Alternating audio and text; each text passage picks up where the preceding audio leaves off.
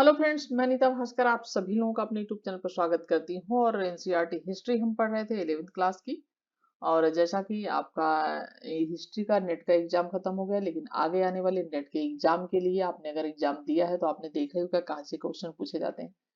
तो उसके लिए आगे वाले आने वाले नेट के एग्जाम के लिए, पीसीएस के एग्जाम आ रहे हैं उसके लिए, और टीजीटी पीटी आदि के जो एग्जाम आ रहे हैं यूपी के, सभी के लिए वेरी इंपॉर्टेंट वीडियो है ये। और हमारा ये चैप्टर 11th लास्ट चैप्टर है 11th क्लास की, और 11th चैप्टर, ठीक है, आधुनिकीकरण के रास्ते चैप्टर है। और इसकी एक वीडियो अभी तक अपलोड हुई है, सेकेंड वीडियो है। और आज शुरू करेंगे जापान राजनीतिक व्यवस्था। तो चलिए पढ़ते हैं और समझते हैं। और वीडियो पसंद आए तो लाइक शेयर कमेंट, और चैनल पे नए हैं तो सब्सक्राइब कर लें। चलिए, तो राजनीतिक व्यवस्था जापान के बारे में बात करेंगे हम। जापान पर क्योतो में रहने वाले यानी क्योटो में रहने वाले सम्राट का शासन हुआ करता था। लेकिन 12वीं सदी आते आते अगली असली सत्ता जो थी वो शोगुनों के हाथों में चली गई। किसके हाथों में चली गई? शोगुनों के हाथों में वो चली गई, जो कि सैद्धांतिक रूप से राजा के नाम पर शासन करते। किसके नाम पर शासन करते थे वो? राजा के नाम पे। 1603 से 1687 तक तोकुगावा परिवार के लोग शोगुन पद पर कायम थे। देश में 250 250 भागों में, यानी देश जो है 250 भागों में विभाजित था, जिसका शासन दैन्यो चलाते थे। कौन चलाते थे? दैन्यो चलाते थे। शाओगुन जो थे दैमो को लंबे अरसे के लिए राजधानी एदो आधुनिक टोक्यो में रहने का आदेश देते थे, ताकि उनकी तरफ से कोई खतरा न रहे। शोगुन प्रमुख शहरों और खादानों पर भी नियंत्रण रखते थे। जो शोगुन होते थे, जो मेन शहर होते थे, उस पर भी नियंत्रण रखते थे, और खादान जो होते थे उस पर भी नियंत्रण रखते थे। सामुराई किसे कहते थे? योद्धा वर्ग जो होता था उसे कहते थे सामुराई। ठीक है, तो सामुराई शासन करने वाले कौन लोग होते थे? कुलीन, यानी अमीर वर्ग जो होता था, कुलीन। और वे शोगुन तथा दैमो की क्या करते थे? सेवा में थे। 16वीं शताब्दी के अंतिम भाग में तीन परिवर्तनों ने आगे के विकास की तैयारी की। कौन सी शताब्दी में? 16वीं। पहली पहला किसानों से हथियार ले ली गए, और अब केवल समुराई तलवार रख सकते थे। यानी जो किसान होते थे उनसे हथियार ले लिए गए, और वो कौन रख सकता था? सिर्फ समुराई लोग। इससे शांति और व्यवस्था बनी रही। जबकि पिछली शताब्दी में इस वजह से अक्सर क्या होता था? लड़ाइयां होती थी, झगड़े होते थे। दूसरा क्या है? दैन्यो को अपने क्षेत्रों की राजधानियों में रहने के आदेश दिए गए, और उन्हें काफी हद तक स्वायत्तता प्रदान की गई। तीसरी बात, मालिकों और करदाताओं का निर्धारण करने के लिए जमीन का सर्वेक्षण किया गया, और उत्पादकता के आधार पर भूमि का क्या किया गया? वर्गीकरण भूमि का किया गया उत्पादकता के आधार पर, यानी उत्पादन के आधार पर। और इन सबका मिला जुला मकसद क्या था? राजस्व के लिए अस्थाई आधार बनाना। ठीक है, यानी राजस्व के स्रोत। दैमो की राजधानियां बड़ी हुई, जिसके चलते 17वीं शताब्दी के मध्य तक जापान में एदो दुनिया का सबसे अधिक जनसंख्या वाला शहर बन गया। कौन सा शहर था? एदो, जो सबसे अधिक जनसंख्या वाला शहर बन गया, और वो भी दुनिया का, वर्ल्ड का। इसके अलावा ओसाका और क्योटो अन्य बड़े शहरों के रूप में उभरे। क्योटो और ओसाका, कम से कम 6 ऐसे गढ़ वाले शहर उभरे जहां जनसंख्या 50,000 से भी अधिक थी। इसकी तुलना में उस समय के ज्यादातर लोग जो यूरोपीय देशों में केवल एक बड़ा शहर था। और इससे वाणिज्यिक अर्थव्यवस्था का क्या हुआ? विकास हुआ। और वित्त और जो ऋण थे की प्रणालियां स्थापित हुई। व्यक्ति के गुण और उसके पद से अधिक मूल्यवान समझे जाने लगे। ठीक है, गुण जो होते थे उसके उसके पद से अधिक मूल्यवान समझे जाने लगे। शहरों में जीवन संस्कृति खिलने लगी, जहां तेजी से बढ़ते व्यापारी वर्ग ने नाटक और कलाओं को प्रोत्साहन दिया। किसको प्रोत्साहन दिया? नाटक और कला को। ठीक है, चूंकि लोगों को पढ़ने का शौक था, स्टडी करने का शौक था, होनहार लेखकों के लिए संभव हो सका कि वे लेखन में अपनी जीविका लेखन से चला सकें। किससे? लेखन करके। एदो में लोग नूडल की कटोरी की कीमत पर किताब किराए पर ले सकते थे। ठीक है, इससे पता चलता है कि छपाई किस स्तर पर होती थी और पढ़ना कितना लोकप्रिय था। ठीक है, लोग क्या कहते हैं, नूडल की जो कटोरी होती थी उसकी कीमत पर भी किताब किराए पर ले सकते थे। तो इससे क्या चलता है कि पता चलता है कि लोगों को कितना पढ़ने का शौक था और कितना लोकप्रिय था।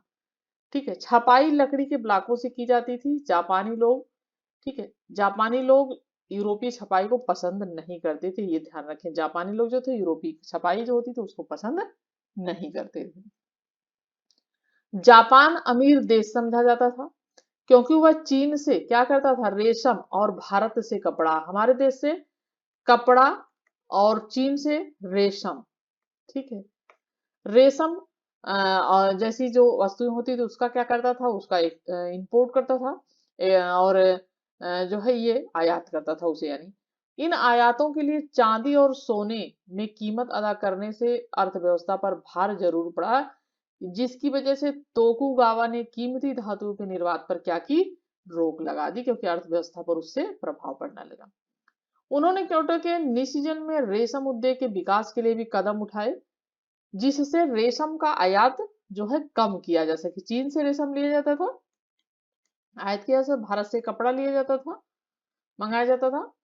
सिसिजन का रेशम दुनिया भर में बेहतरीन रेशम माना जाता था। कहाँ का, निसिजन, ठीक है, ये ध्यान रखना आपको, निसिजन। और मुद्रा का बढ़ता इस्तेमाल और चावल के शेयर बाजार का निर्माण जैसे अन्य विकास दिखाते हैं कि अर्थतंत्र नई दिशाओं में विकसित हो रहा था। 16वीं शताब्दी के बारे में बात की जा रही है। सामाजिक और बौद्धिक बदलाव हुए। मिसालों के लिए प्राचीन जो है जापानी साहित्य के अध्ययन ने लोगों को यह सवाल उठाने पर मजबूर किया कि जापान पर चीन का प्रभाव किस हद तक है, और यह तर्क पेश किया गया कि जापानी होने का सार चीन के संपर्क में आने से बहुत पहले का है। ठीक है, यह सार जो है कि कहानी जैसे उच्च प्राचीन साहित्य में और जापान की उत्पत्ति की पौराणिक जो कथाएं हैं उसमें देखी जा सकती है, और ये मिथ की कहानियां लगती हैं, यानी काफी अतिशयोक्तिपूर्ण लगती हैं, मिथक लगती हैं, यानी सच नहीं लगती उतनी। और इन द्वीपों को भगवान ने बनाया था और सम्राट सूर्य देवी के उत्तराधिकारी थे। क्या बात की जा रही, इन द्वीपों को किसने भगवाया था, भगवान ने, और सम्राट सूर्य देवी के उत्तराधिकारी थे, जो सूर्य के देवी के उत्तराधिकारी थे, ऐसा मानते थे।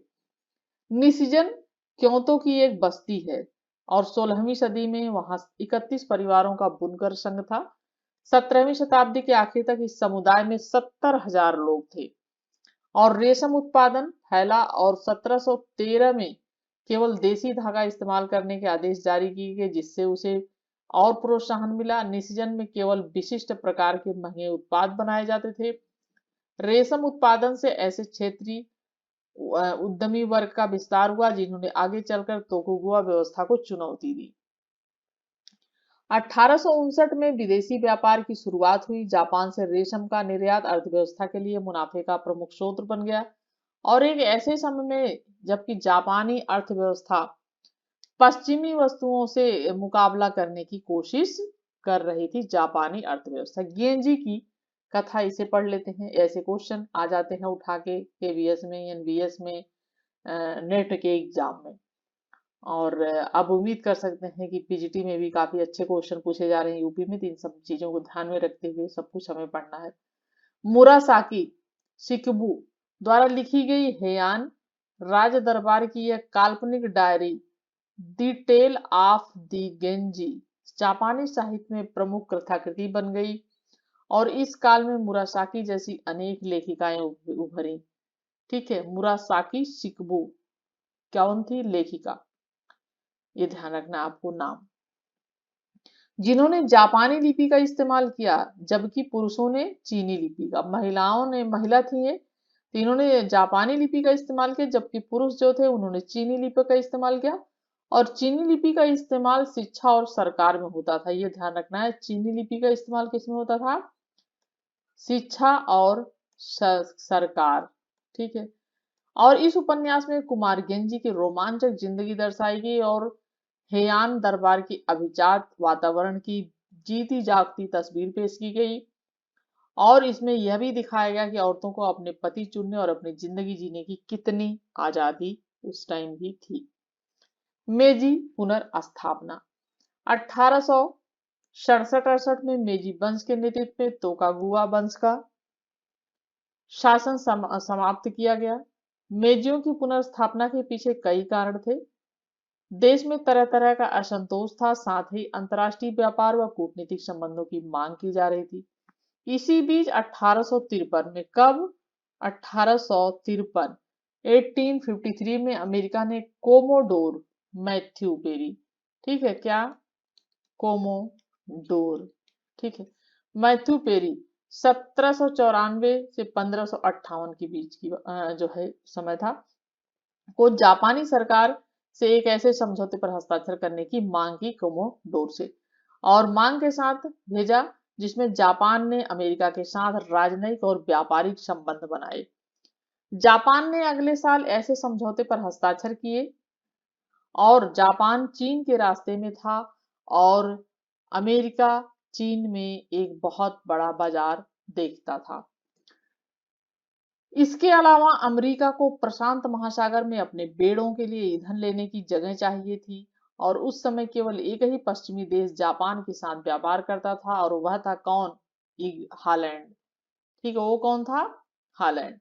पेरी के आगमन ने जापानी राजनीति पर महत्वपूर्ण असर डाला और जापान सम्राट की अचानक अहमियत बढ़ गई, जिसे तब तक बहुत कम राजनीतिक सत्ता मिली हुई थी। और 1868 में एक आंदोलन हुआ, आंदोलन द्वारा, ठीक है, आंदोलन द्वारा शोगुन को जबरदस्ती सत्ता से हटा दिया गया और सम्राट मेजी को एदो ले आया गया। एदो को राजधानी बना दिया गया और इसका नया नामकरण हुआ टोक्यो, जिसका मतलब है पूर्वी राजधानी। तो टोक्यो जो है वो पहले नाम क्या था उसका? एदो, ठीक है, ये आपको ध्यान रखना है, ठीक है। और थोड़ा सा ये भी देखते हैं, पढ़ते हैं, साइड में है पेरी का जहाज लकड़ी के ब्लॉक का एक जापानी छपा, जापानी जिन्हें काले जहाज लकड़ी के जोड़ों को कोलतार से सीलबंद किया जाता था और जो जिससे सड़क आदि का निर्माण होता है कोलतार, और उन्हें ऐसे चित्रों और कार्टूनों में दिखाया गया जिसमें अजीबोगरीब विदेशियों और उनकी आदतों को दर्शाया गया है और इसी जापान के खुलने के शक्तिशाली प्रतीक बन गए। आज विद्वान ये तर्क देते हैं कि जापान कभी बंद ही नहीं था, चूंकि उसकी पूर्वी एशिया के व्यापार में भूमिका थी और उसके लोग हालैंड और चीन निवासियों के जरिए बाहरी दुनिया के बारे में जानते थे। तो आप बेड़ा देख सकते हैं ये, ठीक है। औद्योगिकरण, कोमोडोर पेरी जापानियों की निगाह से इस तरीके की शक्ल बनाई गई है। शोगुन को जबरदस्ती सत्ता से हटा दिया गया और सम्राट मेजी को एदो ले गाया गया। एदो को राजधानी बना दिया गया और इसका नया नामकरण हुआ टोक्यो, जिसका मतलब है पूर्वी राजधानी, यानी, ठीक है। अधिकारीगण और लोग यह जानते थे कि यूरोपीय देश भारत और अन्य जगहों पर औपनिवेशिक साम्राज्य बना रहे हैं और ब्रिटानियों के हाथों चीन की हार, ठीक है, की खबरें फैल रही थी और इन्हें लोकप्रिय नाटकों में दर्शाया गया जा रहा था और इस सब के चलते लोगों में एक असली डर बन रहा था जापान भी उपनिवेश बनाया जा सकता है। बहुत से विद्वान और नेता यूरोप के नए विचारों से सीखना चाहते थे, बजाय उनकी उपेक्षा करने की, यानी उनकी उपेक्षा करने की बजाय नए विचारों से सीखना चाहते थे, जैसा कि चीन ने किया था। और कुछ अन्य लोग जो थे यूरोपीय लोगों को गैर मानते हुए अपनों से दूर रखना चाहते थे। जो यूरोपीय लोग थे उन्हें गैर मानते थे और उन्हें अपने से क्या चाहते थे? दूर रखना। हालांकि वे उनकी नई तकनीकों को अपनाने के लिए भी तैयार, लेकिन जो उनकी न्यू तकनीक थी उन टेक्निकों को अपनाने के लिए भी वो तैयार रहती थी। कुछ ने देश को बाहरी दुनिया के लिए धीरे धीरे सीमित तरह से खोलने के लिए तर्क भी दिया। सरकार ने फोकाकू क्योहो, समृद्ध देश मजबूत देश, के नारे के साथ, ठीक है, इसका फोकोकू क्योहो मतलब समृद्ध देश मजबूत देश, नई नीति का ऐलान किया। उन्होंने यह समझ लिया कि उन्हें अपनी अर्थव्यवस्था का विकास और मजबूत सेना का निर्माण करने की जरूरत है, अन्यथा उन्हें भी भारत की तरह पराधीनता का सामना करना पड़ सकता है। और इस कार्य के लिए उन्हें जनता के बीच राष्ट्र की भावना का निर्माण करने और प्रजा को नागरिक की श्रेणी में बदलने की जरूरत महसूस हुई। इसके साथ ही नई सरकार ने सम्राट व्यवस्था के पुनर्निर्माण का काम शुरू किया। सम्राट व्यवस्था से जापानी विद्वानों का अभिप्राय है कि एक ऐसी व्यवस्था जिसमें सम्राट, नौकरशाही और सेना इकट्ठे सत्ता चलाते थे और नौकरशाही व सेना सम्राट के प्रति उत्तरदायी होते थे। राजतांत्रिक व्यवस्था के नमूनों को समझने के लिए कुछ अधिकारियों को यूरोप भेजा गया। सम्राट को सीधे साधे सूर्य देवी का वंशज माना गया। जो सम्राट होता था उसे क्या माना गया? सूर्य देवी का वंशज माना गया।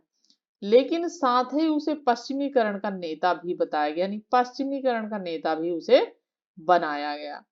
सम्राट का जन्मदिन राष्ट्रीय छुट्टी का दिन बन गया और वह पश्चिमी अंदाज के सैनिक कपड़े पहनने लगा और उसके नाम से आधुनिक संस्थाएं स्थापित करने के अधिनियम जारी किए जाने लगे और 1880 की शिक्षा संबंधी राजाज्ञा से लोगों को पढ़ने, जनता के सार्वजनिक 1890 साझे और हितों को बढ़ावा देने के लिए प्रेरित किया गया। 1870 के दशक से नई विद्यालय व्यवस्था का निर्माण शुरू हुआ। लड़के और लड़कियों के लिए स्कूल जाना क्या हो गया? अनिवार्य हो गया। कितनी अच्छी बात थी, उसी समय शिक्षा का इतना प्रचार प्रसार हो गया था और इसीलिए वहां की जो है टेक्निक आगे है।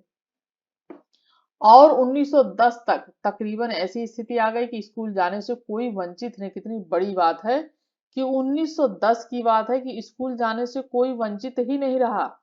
पढ़ाई की फीस भी बहुत कम थी, तभी पढ़ाई की फीस अगर कम होगी तो शिक्षा आगे भी बढ़ेगी। बहुत से लोग हैं जो फीस नहीं दे पाते हैं, पढ़ नहीं पाते हैं। शुरू में पाठचर्या पश्चिमी कानून नमूनों पर आधारित थी, लेकिन 1870 के दशक के आते आते आधुनिक विचारों पर जोर देने के साथ साथ सार राज्य के प्रति निष्ठा और जापानी इतिहास के अध्ययन पर भी बल दिया जाने लगा। शिक्षा मंत्रालय पाठचर्या पर, किताबों के चयन और शिक्षकों के प्रशिक्षण पर नियंत्रण रखता था। शिक्षा मंत्रालय भी था जो कि पाठचर्या पर, जो पाठचर्या बनती थी और किताबों का चयन होता था, शिक्षकों का प्रशिक्षण होता, उस पर भी नियंत्रण रखने लगा था। जिसे नैतिक संस्कृति का विषय कहा गया, उसे पढ़ना जरूरी था। किताबों में माता पिता के प्रति आदर, राष्ट्र के प्रति वफादारी और अच्छे नागरिक बनने की प्रेरणा दी जाती थी। कितनी अच्छी बातें थी। और ये कब की बातें हैं? 1870 तक की बातें हैं, 1910 तक की बातें हैं। ठीक है। जापानी भाषा एक साथ 3 लिपियों का प्रयोग करती है। इनमें से एक कांजी जापानियों ने चीनियों से 6ठी शताब्दी में ली। दूसरी उनकी भाषा चीनी भाषा से बहुत अलग है। उन्होंने 2 ध्वन्यात्मक वर्णमालाओं का विकास भी किया है। ठीक है, हरिगाना और कताकाना। हिरागाना और कताकाना। हिरागाना नारी सुलभ सुलभ समझी जाती है क्योंकि हेयान काल में बहुत सी लेखिकाएं इसका इस्तेमाल करती थी, हिरागाना, जैसे कि मुरासाकी, अभी हमने बात की थी। और यह चीनी चित्रात्मक चिन्हों और ध्वनात्मक अक्षरों हिरागाना अथवा कातनाना को मिलाकर लिखी जाती थी, चीनी जो भाषा थी। और शब्द का प्रमुख भाग कांजी के चिन्ह से लिखा जाता था और बाकी का हीरा गाना में लिखा जाता था। ये आप देख सकते हैं राइट साइड में, ये जो है लिखावटें भी हैं। ठीक है, ये देख सकते हैं जापानी लेख कांजी चीनी चित्रात्मक चिन्ह लाल है। जो ये चिन्ह लाल है ये है चित्रात्मक चीनी, और कातनाना जो है नीला है, ये कातनाना नीला है, ये चीनी लाल है। हीरागाना जो है वो, ये हीरागाना हरा है। ठीक है, हीरागाना हरा है और चित्रात्मक लाल है और काताकाना जो है वो नीले रंग का में, ये काताकाना जो है नीले रंग में लिखा हुआ है। ठीक है, तो ध्वन्यात्मक अक्षरमाला की मौजूदगी चलते चलते ज्ञान कुलीन वर्गों से व्यापक समाज में तेजी से फैल गया, काफी तेजी से। और 1880 के दशक में यह सुझाव दिया गया कि जापानी या तो पूरी तरीके से ध्वन्यात्मक लिपि का विकास करें या कोई यूरोपीय भाषा अपना लें। दोनों में से कुछ भी नहीं किया गया। ठीक है, राष्ट्र के एकीकरण के लिए मेजी सरकार ने पुराने गांव और क्षेत्रीय सीमाओं को अलग बदलकर नया प्रशासनिक ढांचा तैयार किया। प्रशासनिक इकाई में पर्याप्त राजस्व जरूरी था जिससे स्थानीय स्कूल और स्वास्थ्य सुविधाएं जारी रखी जा सके। साथ ही ये इकाइयां सेना के लिए भर्ती केंद्रों में काम भी आ सके। 20 साल से अधिक उम्र के नौजवानों के लिए कुछ अरसे के लिए सेना में काम करना अनिवार्य हो गया। कितने? 20 वर्ष से अधिक। एक आधुनिक सैन्य बल तैयार किया गया और कानून व्यवस्था बनाई गई जो कि राजनीतिक गुटों के गठन को देख सके। जो राजनीतिक गुट है उसको देख सके, बैठ के बुलाने पर उस पर नियंत्रण रख सके, और सख्त सेंसर व्यवस्था बना सके। इन तमाम उपायों में सरकार को विरोध का सामना भी करना पड़ा, यानी सरकार जो थी उसे विरोध का सामना करना पड़ा। सेना और नौकरशाही को सीधा सम्राट के निर्देश में रखा गया, यानी कि संविधान बनने के बावजूद यह दो गुट सरकारी नियंत्रण के बाहर रहे। लोकतांत्रिक संविधान और आधुनिक सेना, इन दो अलग अलग आदर्शों को महत्व देने के दूरगामी नतीजे हुए। सेना ने और इलाके जीतने के मकसद से मजबूत विदेश नीति के लिए दबाव डाला, और इसी वजह से चीन और रूस के साथ जंग हुई, और दोनों में ही जापान हुआ विजयी। कौन विजयी हुआ?